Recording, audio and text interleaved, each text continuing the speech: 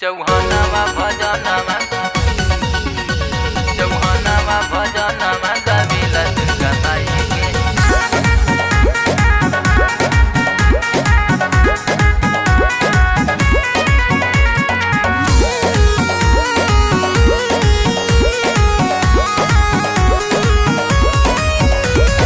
आइल नवरातन पूजा कोहनी देवी माई के। नवरातन पूजा कोहनी देवी माई के। आइल नवरातन पूजा कोरी देवी माई के। चौहानवा भजनवा गावेला दुर्गा माई के। चौहानवा भजनवा गावेला दुर्गा माई के। पूजा पाठ करब हम मंदिर पे जाई के। पूजा पाठ करब हम मंदिर पे जाई के। चौहानवा भजनवा गावेला दुर्गा माई के। चौहानवा भजनवा गावेला दुर्गा माई के। चौहानवा भजनवा गावेला दुर्गा माई के। आइल नवरातन पूजा आइल नवरातन पूजा।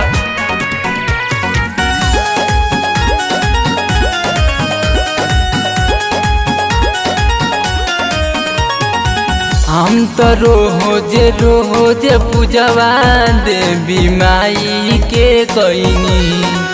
हम तो दर्शन बाकी कईनी लेकिन फलवो पा गईनी। हम तो रोज पूजवा देवी माई के कईनी। हम दर्शन बाकी कईनी लेकिन फलवो पा गईनी।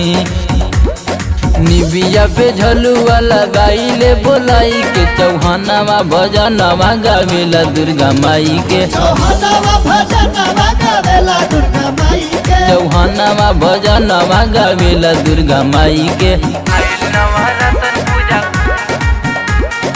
आइल नवरातन पूजा।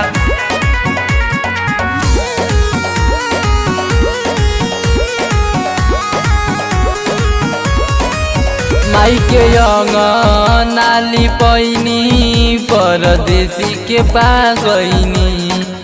दीवन धन भैल माई तोहार दर्शन पागैनी। तोहार दर्शन पागैनी। माई के नाली पैनी हम तो लालू के पागैनी। जीवन धन्य भैल माई तोहार दर्शन पा गईली। नरियल चुनरिया ले आईनी बाजार से। चौहानवा भजनवा गावेला दुर्गा माई के। चौहानवा भजनवा गावेला दुर्गा माई के। चौहानवा भजनवा गावेला दुर्गा माई के।